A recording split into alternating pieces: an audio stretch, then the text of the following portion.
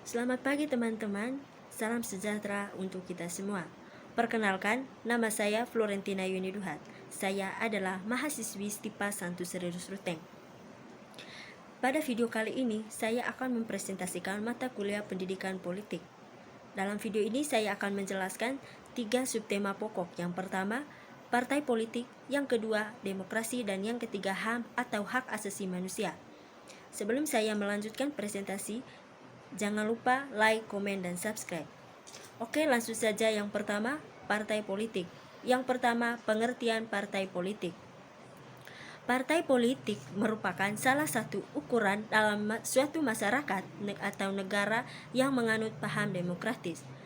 Adanya persaingan yang terjadi antara partai-partai politik, golongan-golongan, dan kelompok lainnya dalam masyarakat yang memiliki pandangan yang berbeda merupakan salah satu indikasi dari negara demokrasi. Partai politik pada hakikatnya merupakan organisasi yang terdiri atas sekelompok orang yang memiliki cita-cita, orientasi, kepentingan, serta tujuan yang sama dengan usahanya untuk memperoleh dukungan rakyat dalam rangka menerjemahkan program-program yang telah ditetapkan bersama dengan berusaha meraih kekuasaan sehingga dapat mengendalikan dan mengontrol pelaksanaan pemerintah. Yang kedua, fungsi politik di Indonesia. Yang pertama, sebagai sarana komunikasi politik. Sebagai sarana komunikasi politik, partai politik sangat berperan dalam mengartikulasikan kepentingan yang ada pada masyarakat yang nantinya akan diserap dengan sebaik-baiknya untuk dijadikan ide-ide, visi-visi, maupun kebijakan-kebijakan dari partai politik yang bersangkutan. Yang kedua, sebagai sarana sosialisasi politik. Sosialisasi politik merupakan usaha untuk mentransmisikan budaya politik dalam upaya membentuk sikap dan orientasi setiap anggota masyarakat selaku warga negara, atau dengan kata lain merupakan pendidikan politik di mana partai politik merupakan struktur yang penting dalam menanamkan cita-cita kenegaraan dalam kesadaran kolektif masyarakat. Yang kedua, sebagai saran rekrutmen politik.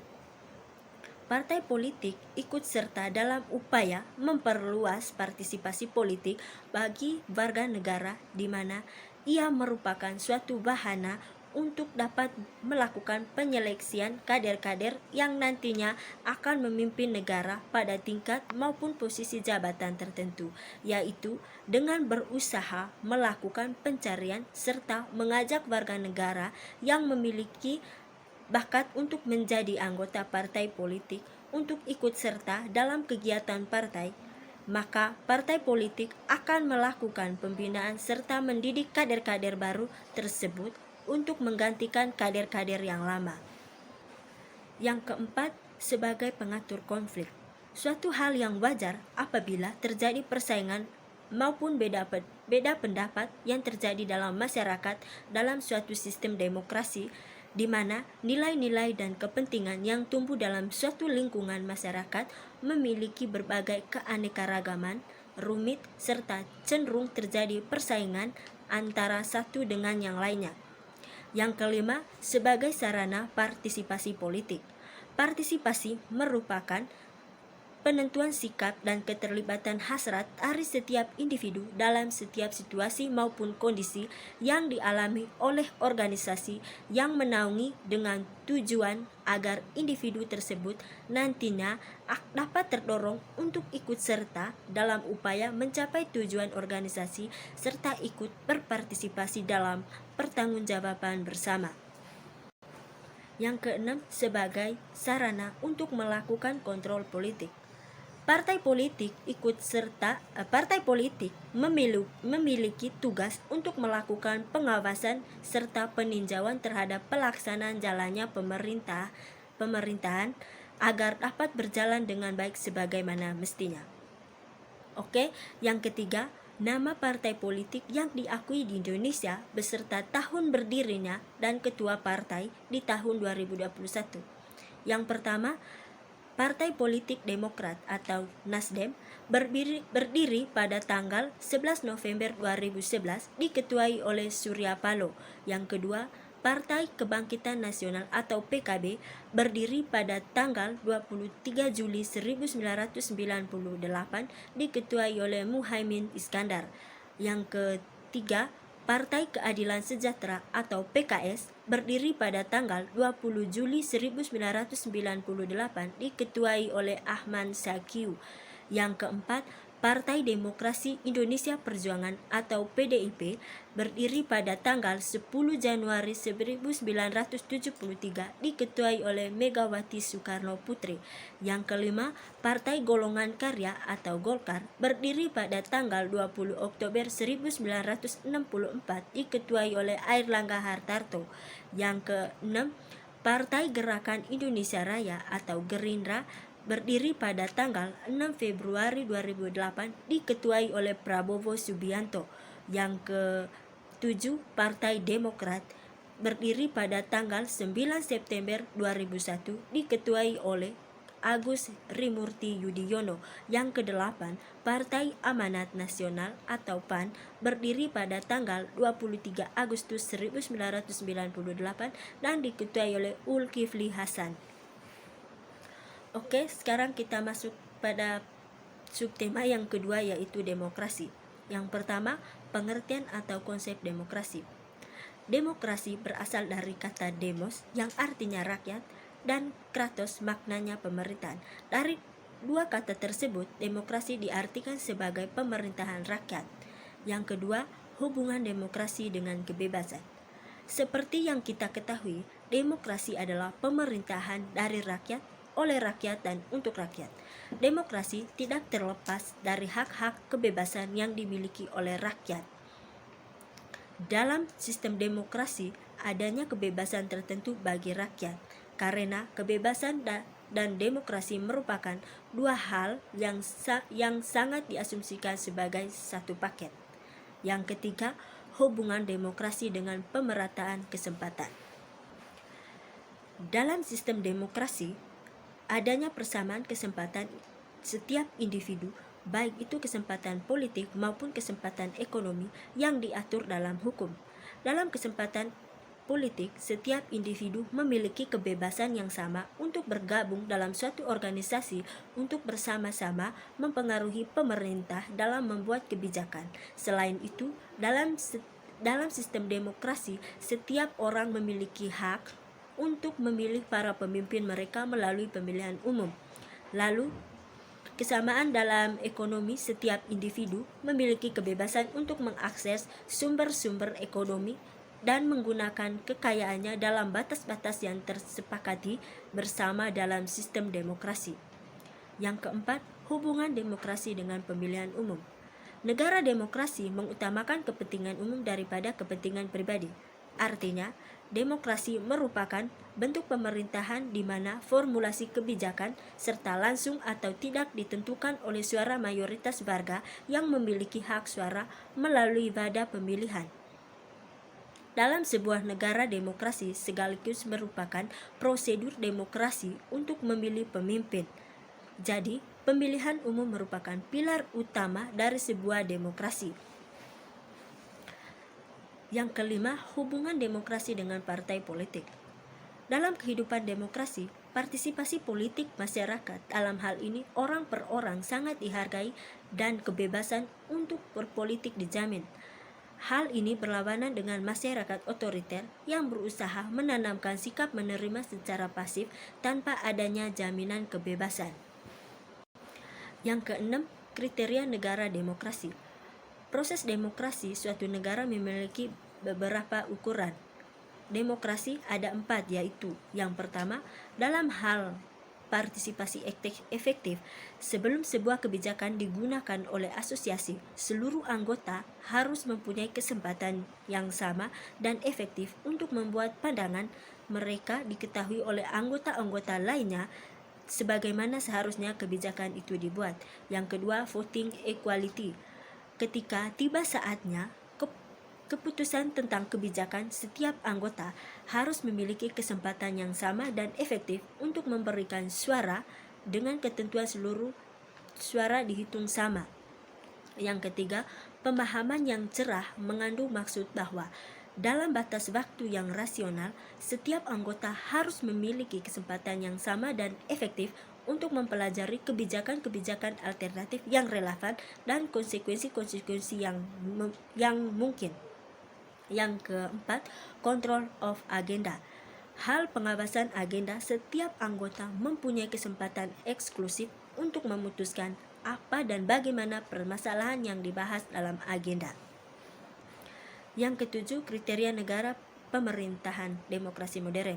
Yang pertama, adanya potensi konstitusional. Yang kedua, adanya kekuasaan peradilan yang bebas dan tidak memihak. Yang ketiga, adanya pemilihan umum yang bebas. Yang keempat, adanya kebebasan untuk berpendapat dan berserikat. Yang kelima, adanya tugas-tugas oposisi. Dan yang keenam, adanya pendidikan civis. Oke, kita lanjut pada subtema yang ketiga, yaitu HAM. Yang pertama, pengertian HAM. Hak dasar atau pokok yang dianugerahkan oleh Tuhan Yang Maha Esa dan merupakan bawaan sejak lahir sehingga orang lain tidak memiliki hak untuk melanggarnya. Yang kedua, empat teori HAM. Yang pertama, hak-hak alami atau natural rights, yang menyatakan bahwa HAM adalah hak yang dimiliki oleh seluruh manusia dalam segala waktu dan tempat berdasarkan takdirnya sebagai manusia. Yang kedua, teori positivistik atau positivist teori, memandang bahwa hak harus tertuang dalam hukum yang real. Hak dipandang sebagai hak jika dijamin konstitusi. Yang ketiga, teori relativis kultural, yang merupakan bentuk antitesis dari teori-teori hak alami. Teori ini berpandangan bahwa menganggap hak bersifat universal merupakan pelanggaran satu dimensi kultural terhadap dimensi kultural yang lain. Kondisi ini dinamakan imperialisme kultural.